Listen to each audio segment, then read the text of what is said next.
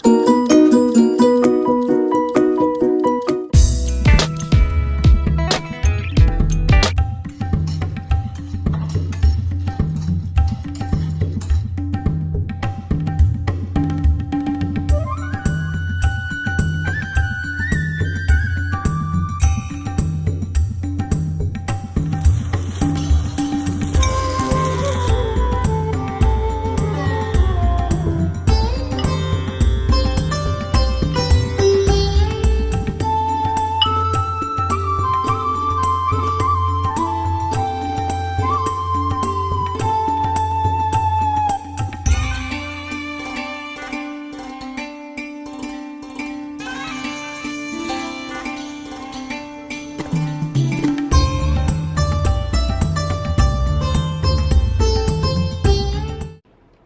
Everyone, ನಮಸ್ಕಾರ. Welcome to my vlogs. ಇವತ್ತು healthy recipes ಮಾಡೋಣ ಅಂತ, ಹೆಲ್ದಿ ಡೆಸರ್ಟ್ಸ್ ಬೇಸಿಕ್ಲಿ. ಮಕ್ಕಳಿಗೆ specially chocolate, biscuit, ice cream ಇದನ್ನೆಲ್ಲ ತುಂಬ ಇಷ್ಟಪಟ್ಟು ತಿಂತಾರೆ. ಹಾಗಂತ ನಾವು ಅವ್ರು ಇಷ್ಟಪಡ್ತಾರೆ ಅಂತ ಯಾವಾಗಲೂ ಕೊಡ್ಸೋಕ್ಕಾಗಲ್ಲ ಅವರ ಆರೋಗ್ಯ ದೃಷ್ಟಿಯಿಂದ.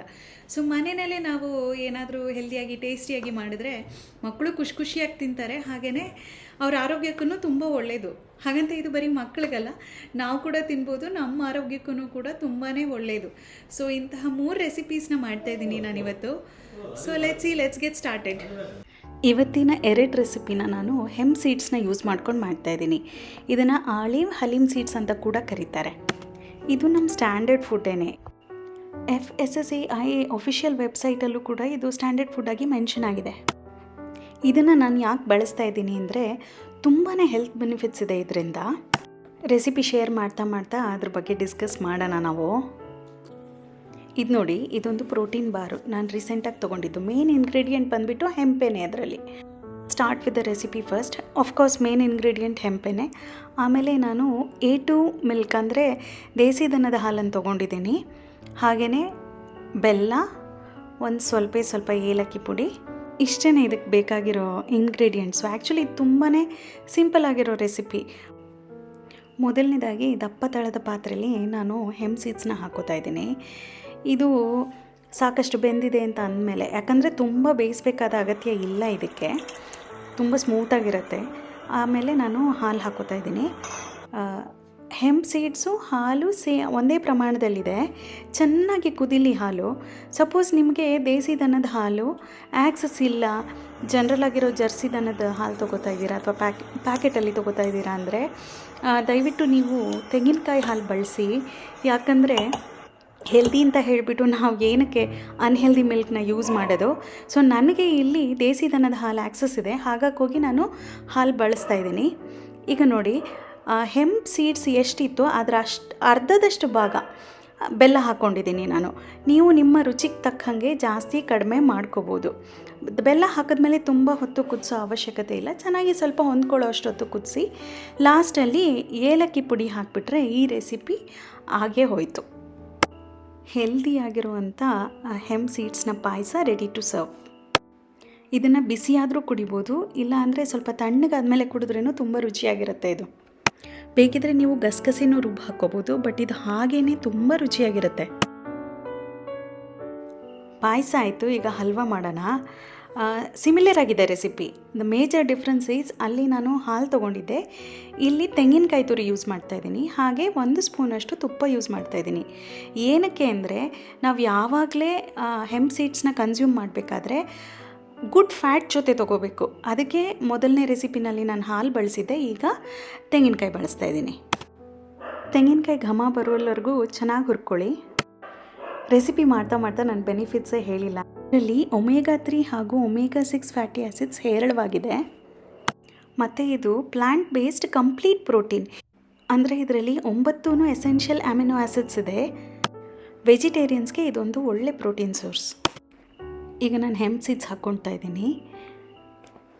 ತುಂಬ ಹೊತ್ತು ಕಾಯಿಸ್ಕೊಳ್ಳೋ ಅಗತ್ಯ ಏನೂ ಇಲ್ಲ. ನಾನೀಗ ಬೆಲ್ಲ ಹಾಕೋತಾ ಇದ್ದೀನಿ. ಬೆಲ್ಲನ ನೀವು ನಿಮ್ಮ ರುಚಿಗನುಗುಣವಾಗಿ ಚೇಂಜ್ ಮಾಡ್ಕೋಬೋದು. ಹೆಚ್ಚು ಕಡಿಮೆ ಹೇಗೆ ಬೇಕೋ ಹಾಗೆ ಮಾಡ್ಕೋಬೋದು. ಈವನ್ ತೆಂಗಿನಕಾಯಿನೂ ಹಾಗೆ.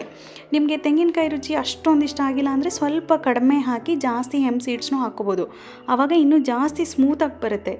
ನಾವು ಕರಾವಳಿಯವರು ಹಾಗೆ ಮಲೆನಾಡವರು ಎಲ್ಲ ಸ್ವಲ್ಪ ಜಾಸ್ತಿ ತೆಂಗಿನಕಾಯಿ ಬಳಸ್ತೀವಿ, ಹಾಗಾಗೋಸ್ಕರ ನಾನು ಸ್ವಲ್ಪ ಜಾಸ್ತಿ ಹಾಕ್ಕೊಂಡಿದ್ದೀನಿ. ನೀವು ನಿಮ್ಮ ರುಚಿಗೆ ಅನುಗುಣವಾಗಿ ಮಾಡ್ಕೊಳ್ಳಿ. ನೋಡಿ, ನೀರಿನ ಅಂಶ ಎಲ್ಲ ಆರಿದೆ ಇವಾಗ. ಸೊ ನಮ್ಮ ಹಲ್ವಾ ರೆಡಿ ಆಯಿತು. ಇದನ್ನು ಉತ್ತರ ಕರ್ನಾಟಕದಲ್ಲಿ ಬಾಣಂತಿ ಆರೈಕೆಗೆ ಕೂಡ ಬಳಸ್ತಾರೆ. ಇದನ್ನು ಸೋಕ್ ಮಾಡಿನೇ ಯೂಸ್ ಮಾಡಬೇಕು. ಓವರ್ನೈಟ್ ಸೋಕ್ ಮಾಡಿದ್ರೆ the best. Sabja seeds, chia seeds ಮಾಡ್ತಿರಲ್ಲ ಅದೇ ಥರ. ನಮ್ಮ ಥರ್ಡ್ ರೆಸಿಪಿ ನೋಡೋಣ. ಬೇಕಾಗಿರೋ ingredients: 1 cup oats, 1 cup sunflower seeds, ಒಂದು ಸ್ವಲ್ಪ ಕಡಿಮೆ ಕಡಲೆಬೀಜ, 1.5 ಕಪ್ ಬೆಲ್ಲ, ಸ್ವಲ್ಪ ಖರ್ಜೂರ, ಹಾಗೆಯೇ ಕೋಕೋ ಪೌಡರ್. ಇದನ್ನು ಹಾಕಿದ್ರೇ ಮಕ್ಕಳು ಇದನ್ನು ಇಷ್ಟಪಟ್ಟು ತಿನ್ನೋದು, ಹಾಗಾಗಿ ಇದು ವೆರಿ ಇಂಪಾರ್ಟೆಂಟ್ ಇಂಗ್ರೀಡಿಯೆಂಟ್. ಕೊನೆಯದಾಗಿ ಡ್ರೈ ಜಿಂಜರ್ ಪೌಡರ್ ಹಾಗೂ ಸಿನಮನ್ ಯೂಸ್ ಮಾಡ್ತಾಯಿದ್ದೀನಿ.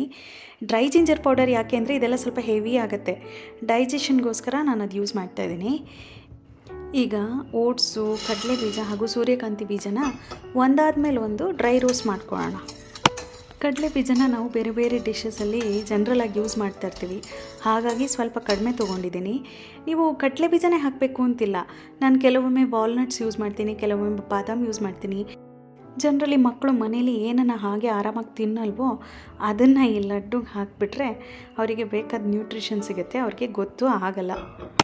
ಇನ್ನು ಸನ್ಫ್ಲವರ್ ಸೀಡ್ಸೂ source of good fat, good source of protein ಕೂಡ. ಎಲ್ಲದೂ ಹುರ್ಕೊಂಡಾದಮೇಲೆ ಕೂಲ್ ಆಗೋಕ್ಕೆ ಬಿಟ್ಟು ಎಲ್ಲ ಇಂಗ್ರೀಡಿಯೆಂಟ್ಸು ಯಾವ್ಯಾವುದೆಲ್ಲ ತೋರಿಸಿದ್ನಲ್ಲ ಎಲ್ಲ ಇಂಗ್ರೀಡಿಯೆಂಟ್ಸ್ನೂ ಸೇರಿಸ್ಬಿಟ್ಟು ಮಿಕ್ಸಿಗೆ ಹಾಕ್ಕೊಂಡ್ರೆ ಆಯಿತು. ಈ ಲಡ್ಡುಗೆ ಬೆಲ್ಲದ ಪಾಕ ಮಾಡ್ಕೊಳ್ಳೋ ಅವಶ್ಯಕತೆ ಇಲ್ಲ, ಯಾಕಂದರೆ ನಾವು ತುಂಬ ನಟ್ಸ್ ಎಲ್ಲ ಯೂಸ್ ಮಾಡ್ತಾ ಇದ್ದೀವಿ, ಅದರಲ್ಲೇ ಎಣ್ಣೆ ಅಂಶ ಇರೋದ್ರಿಂದ ನಮಗೆ ಪಾಕ ಮಾಡ್ಕೋಬೇಕಾದ ಅವಶ್ಯಕತೆ ಇಲ್ಲ. ಕೋಕೋ ಪೌಡರ್ ಹಾಕಿರೋದ್ರಿಂದ ಮಕ್ಕಳು ಇಷ್ಟಪಟ್ಟೆ ತಿಂತಾರೆ. ಸ್ನ್ಯಾಕ್ಸ್ ಬ್ರೇಕಲ್ಲಿ ತಿನ್ನೋದಕ್ಕೆ ಕೂಡ ಇದೊಂದು ಹೆಲ್ದಿ ಆ್ಯಂಡ್ ಟೇಸ್ಟಿ ಆಪ್ಷನ್. ಈ 3 ರೆಸಿಪೀಸ್ ಏನಿದೆ ತುಂಬ ಸಿಂಪಲಾಗಿ ಈಸಿಯಾಗಿ ಮನೇಲಿ ಮಾಡ್ಕೋಬೋದು, ಬಟ್ ಇದು ಹೆಲ್ತ್ಗೆ ತುಂಬ ಒಳ್ಳೆಯದು. So it is simple yet effective. So ಅದಕ್ಕೋಸ್ಕರ ಈ 3 ರೆಸಿಪೀಸ್ನ ಚೂಸ್ ಮಾಡಿದ್ದೆ. So this is all about this vlog. Hope you liked it. ನಿಮ್ದೇನೇ ಸಜೆಷನ್ಸ್ ಇದ್ದರೂ let me know. Thank you so much for watching.